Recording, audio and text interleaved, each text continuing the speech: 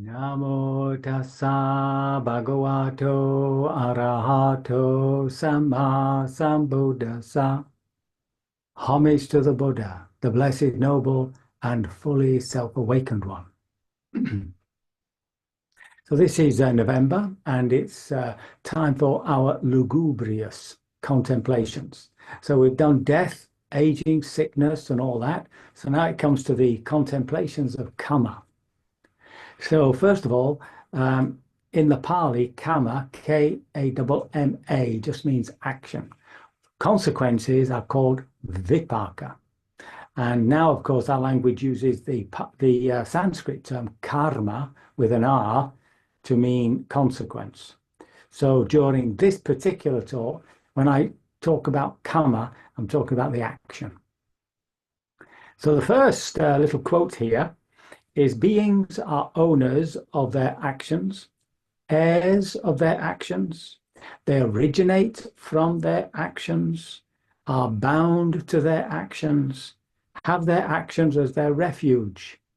It is action that distinguishes beings from inferior and superior. So this is not the distinguishment according to artistic or intellectual or physical talent.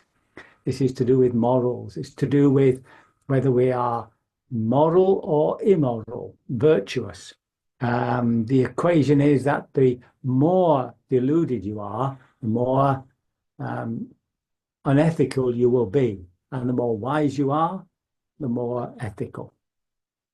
However, we'll be using this normal way of contemplating Kamma. I own my actions. I inherit the results of my actions. I am born of my actions. I form relations through my actions. I live dependent on my actions. And then a final catch-all phrase, whatever I do, for good or for ill, I shall inherit the results. Now, the first one, I own my actions. We are totally responsible for what we say, for what we think, and for what we do. It's coming out of us. That's the first thing to really grasp. And the consequences that come from that are dependent upon the intention. So remember, the role of intention in the Buddha's teachings is crucial and to be separated from desire. So there may be a desire to say something angry, but you see it and you let it go. But if you speak angrily, then that will have consequences. Remember, it goes into a matrix, the inner matrix of our psychology, making us more angry, and the outer matrix, which is all these people coming together to listen to what you said, and you don't know what the response will be.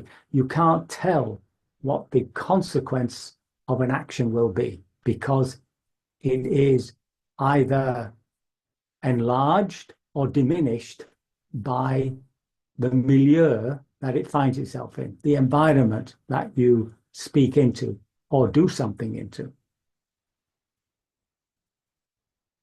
So that's the reason that the Buddha constantly asks us to make wise reflections and why we need a guide at this point. And I always think to myself, how fortunate I am that I have such a wise person, the Buddha, to guide me.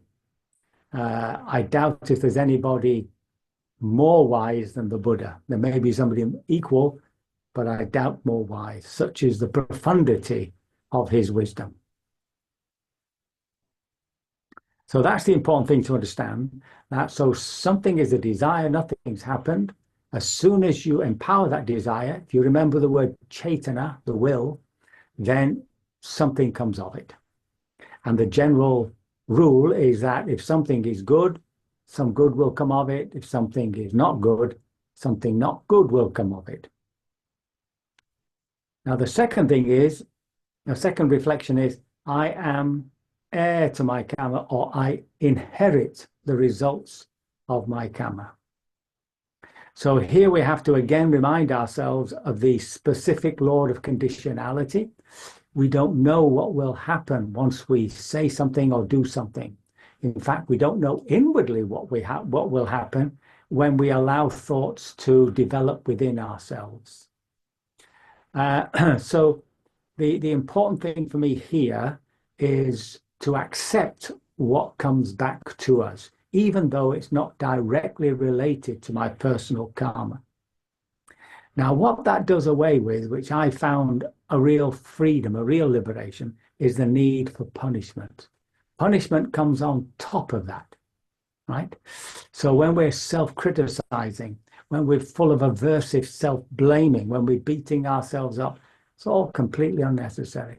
You do something unwholesome, it comes back to you, you bear the consequences, you learn from it, you make an intention not to do that again, and that's the end of it, right? If you do it again, the same process. Habits are hard to overcome.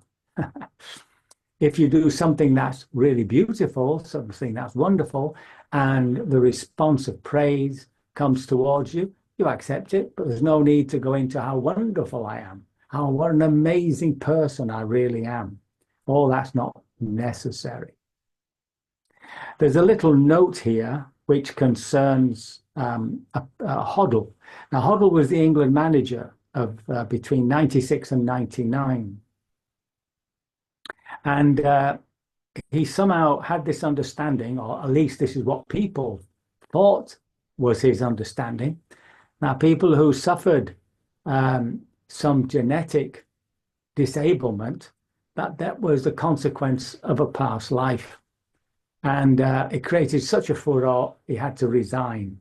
And according to the Buddhist teachings, that's not right. Because, of course, the body you receive is coming from, all your past generations. What is your karma, no matter how unhappy you are with the body you've received, and it might not be that it's disabled, it might be that it's just ugly. You don't like it. Whatever the body you end up with is not the direct consequence of your past actions, but the way you relate to it is. And then we have, I am born of my actions. So this is the understanding about habits, right? So remember that once you create a set of actions, you then develop a habit. And when we collect all our habits, that's our personality, that's our character, and it will drive us to our destiny. And our job is to see, what is driving us to an unfortunate destiny, to perdition, and what is driving us towards a heavenly destiny. So this happens, of course, not only in terms of future lives, that's the normal understanding in Buddhism, that it does affect future life. In fact, your last consciousness as you die has a great effect on what's going to happen in the next life. It'll drive you to do something about it. So if you die, for instance, with a lot of guilt on your mind, you did something which has just come up, as you die, and you die with that on your heart, in the next life, you want to do something about that.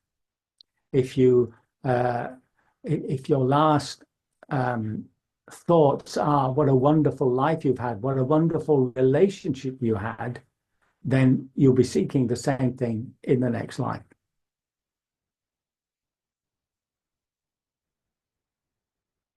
And remember that this also is happening in this present moment, and it's happening from day to day, from year to year.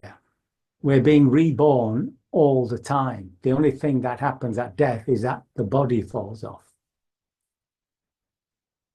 And going back to the idea of genetic disease, while I was at Amaravati Buddhist Monastery, so this is going back 30 odd years now, there was a young man was brought to the monastery who was severely disabled from a genetic illness. And seemingly he was going to move into a flat and be quite fairly independent. And we were asked to, go and have a chat with him and all that. And we would have to carry him to the toilet, things like that. And he was perfectly happy as far as we could see. He was accustomed to his situation, and he'd adapted to it. So it seems that his parents had been told that such a thing could never happen again, or it'd be a million in one chance of such um, a disease coming again. They had a daughter, and the daughter suffered exactly the same. And seemingly she was extremely embittered. So here we have a similar situation and two different ways of coping with it. And that's the karma, the way they've coped with it. The next one is I form relations through my karma. So it can be sobering, really, to think about one's past relationships that one has had, and just to see, what we did, what we said, which either made them flower into something beautiful or, disappear and crumble into something horrible. Um, I mean, I personally have lots of regrets of being unkind and things like that. And it's sort of reflecting on that that makes you want to be different in the future. Now, here we have this interconnectedness. So here we're going back to this law, this specific law of conditionality. So it's the understanding that we are all interconnected, interdependent, that even these words, even these thoughts that I'm giving to you, they're not mine. They don't belong to me. I've read them all. In fact, I also use GPT to give me some ideas. And then I normally just fill out around those ideas and maybe add something that I picked up from somewhere else. So it's not as though anybody is completely original. I mean, that's very rare indeed. You'd have to be a Newton, an Einstein, you'd have to be an original musician, a composer, for instance. But all these people rest as I think was it Freud? Oh no, Jung, who sits on the shoulders of giants. So nothing is original, right? Everything has been either said before or done before. And we are this interconnectedness.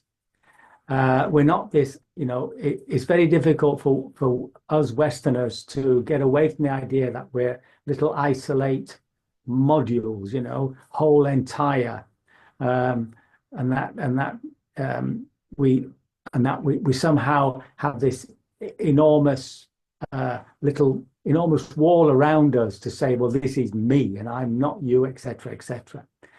And of course, it does affect the way we relate to people. So I mean, the philosophy that I always point to here is the South African philosophy of Ubuntu, which in short just says, I am because we are, right?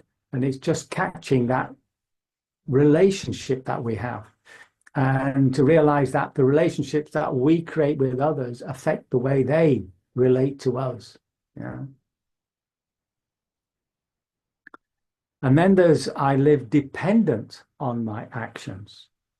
So this refers both to the inner and to the outer life. And here we have let's talk about a certain paradox which is not understood in popular Buddhism. And that is that you can purposefully suffer and yet be inwardly perfectly happy.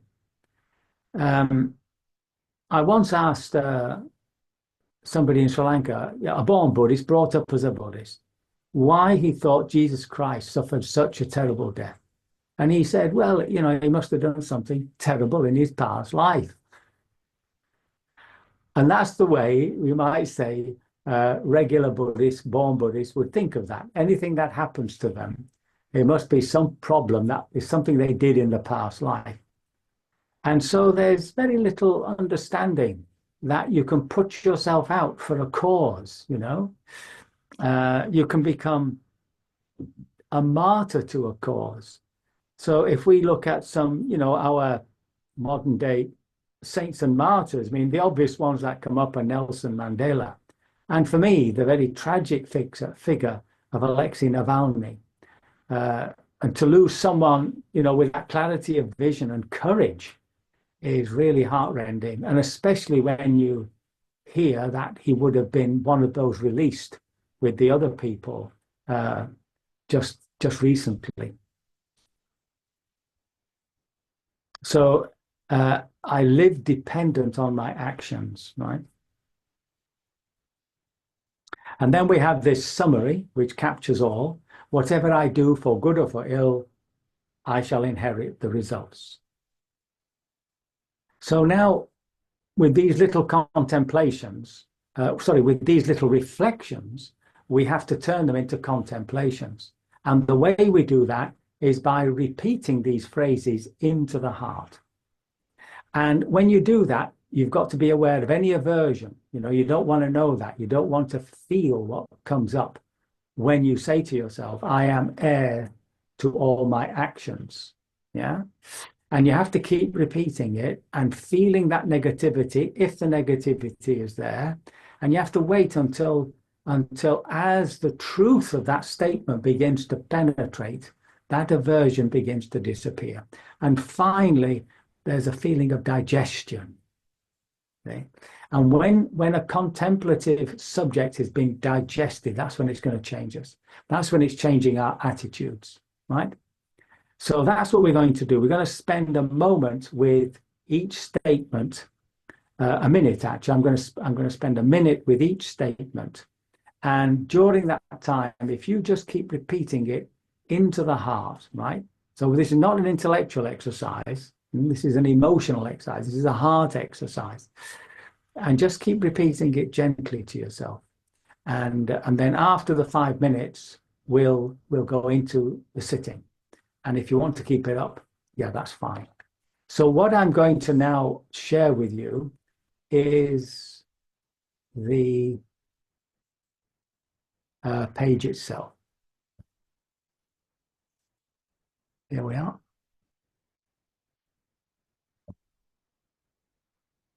Okay. So I've highlighted those particular words because they'll give you a clue as to what what you have to remember. But I'll leave that on the screen for you. And if you want to just jot down those main words to remind yourself, and some of you will be able to take a screenshot. Okay. Owner, inherit, born, relations, dependent. Yeah, whatever I do for good or for ill, I shall inherit the results. Okay. So if we go into a meditation, and I will repeat those phrases and time them to about a minute. Okay. So the first one, again, remember repeating it into the heart. I am the owner of my actions, of mind, speech, and body.